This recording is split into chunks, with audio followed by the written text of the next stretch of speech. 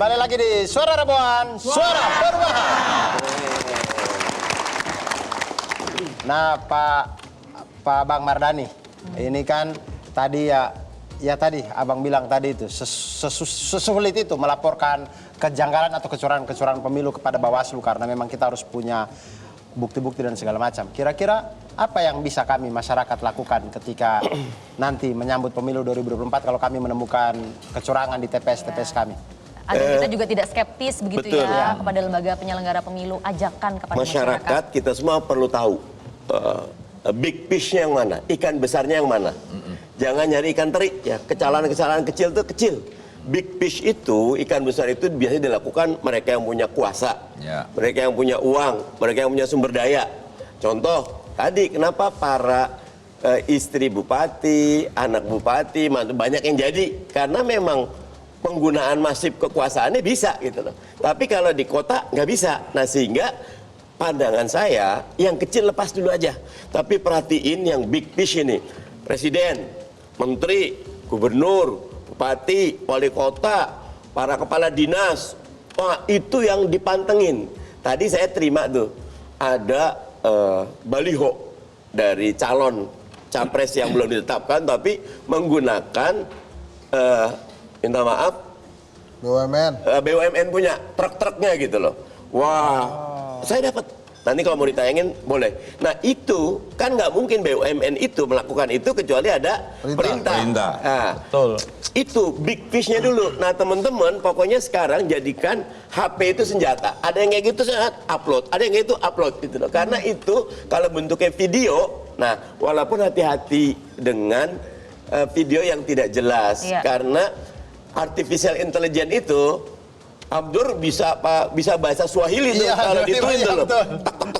Padahal nggak ngerti apa-apa kita karena Mas Anies kemarin bagus banget tuh bahasa Arabnya, tapi itu artificial intelligence memang gitu. Pak Jokowi bahasa Cina pinter, itu hati-hati. Tapi kalau ini kita sendiri punya upload, karena kalau kita yang rekam, kita bisa menjadi saksi. Ini kebenaran. Nah sehingga karena gini, yang punya pemilu bukan pemerintah, bukan caleg, bukan capres.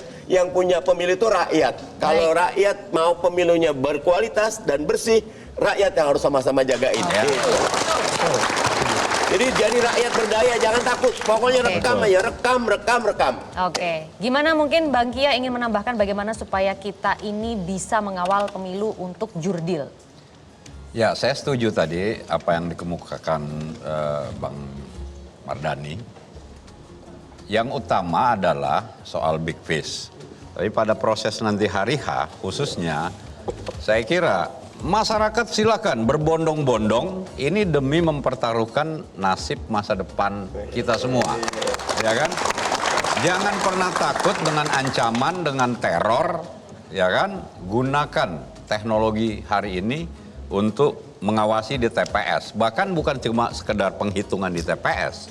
Kalau perlu, bahwa sudah ada saksi-saksi formal dari semua paslon, kasih spirit dan dampingi ketika proses perpindahan kotak suara. Gimana? Kenapa tuh? Ikuti itu jenjang itu. Bentar maaf Bang, itu enak banget tadi ngomong jangan takut sama teror. Oh iya, nggak mau takut. Caranya nggak mau takut sama teror. Begini. Kalau didatengin takut juga. Iya, enak bener ngomong jangan takut sama teror. Emang kenapa Bang Esat ada pengalaman? Ada pengalaman. Artinya begini, ya kan? Pejabat pemerintah selalu bicara soal ini negara hukum. Hukum adalah panglima. Mari kita buktikan bahwa hukum juga menjaga kita, semua warga negara punya hak yang sama. Sejauh kita tidak melakukan tindakan yang kriminal, tindakan yang merusak, justru keberanian itu harus muncul kalau kita ingin perubahan. Ini kalau semangat yang begitu positif ya, gitu tapi masalahnya kita masih bisa nggak kalau percaya? Seandainya kita mengalah terus, ya diinjak gitu loh. Saya kira bukan sesuatu yang salah, bukan sesuatu yang haram, bahkan itu adalah kemuliaan. Partisipasi masyarakat harus ditingkatkan dalam hal kontrol terhadap jalannya proses pemilu. Karena begini, ya kan? prestasi terbaik penyelenggara pemilu adalah ketika dia mampu melahirkan pemerintahan yang berkomitmen terhadap Baik. kedaulatan rakyat. Oke, itu yang kita harapkan Itu ya. yang harus terjadi. Bang, Nah, ya. berarti masyarakat harus mengawal secara ketat sampai proses itu selesai. Oke. Itu hak kita semua. Oke. Bisa nggak ya kita tuh masih percaya gitu? Masalahnya salah satu lembaga tertinggi yang kita hormati saja sekarang sudah jadi Mahkamah Keluarga. Nah, itu dia. Bang Hensat. Kita ada waktu Bang Hensat, silakan Bang Hensat. Mungkin tadi bisa diceritakan pengalaman-pengalaman terornya ada. Ya, maksud saya itu kan enak ya. Kalau ada teror jangan takut. Ya terus Lapor yang ngebelain gitu siapa? Terlapor ke Bang Kia. Bang Kia, saya sudah berusaha untuk membuktikan ternyata tidak terbukti, Bang. Gitu ya. Kita ini ternyata susah melaporkan teror-teror yang terjadi atau kecurangan-kecurangan itu. Gini loh Bang Mardhani, Ustadz Mardhani, Bang Kia. Tadi Pak Bagja, itu kan kuat betul itu kan. Ketua Bawaslu. Ustadz, Dia kan juga berlindungnya dari apa? Undang-undang aja. Kalau undang-undangnya nggak ada, belum lengkap ya belum lengkap. Kalau peraturannya nggak ada, belum lengkap yang belum lengkap. Maka menurut saya, di Suara Rebuan ini yang katanya suara perubahan, memang harus ada suatu gerakan dari masyarakat untuk tidak melulu membiarkan aparat berlindung dari hal-hal yang ada kaitannya dengan hukum dan perundang-undangan tanpa ada sisi kepatutan tadi. Kan sebetulnya gampang ya. Ini anak saya maju, saya lagi berkuasa, kira-kira patut nggak ya? Secara hukum dan undang-undang yang berlaku kan boleh ya. Henry itu merestui dan mendoakan. Itu dia. Tapi justru itu Bang, Kenapa? akan dibalas juga dengan ya patutnya itu dari perasaannya siapa Iya. gitu. Makanya butuh undang-undang sehingga patut itu bisa ada kerangkanya Gini, gitu. Dur. Pak Harto, Pak Soeharto kan ya. Ini buat yang masih milenial, saya juga masih kecil waktu Pak Harto berkuasa. Dulu juga waktu dilantik dia nggak melanggar undang-undang, nggak melanggar hukum. Iya, iya. Iya kan? Lancar, dipilih orang rakyat. Woi, jangan dilihat tahun 90-an, tahun 67-an, 70 itu satu suara rakyat Indonesia pilih Soeharto. Tapi kan kita udah belajar. Ada sejarah yang sudah diajarkan, kita perlu 32 tahun untuk merontokkan itu. Ya. Nanti ini kalau kemudian berkuasa, ada hukum aturan apa lagi yang akan diubah.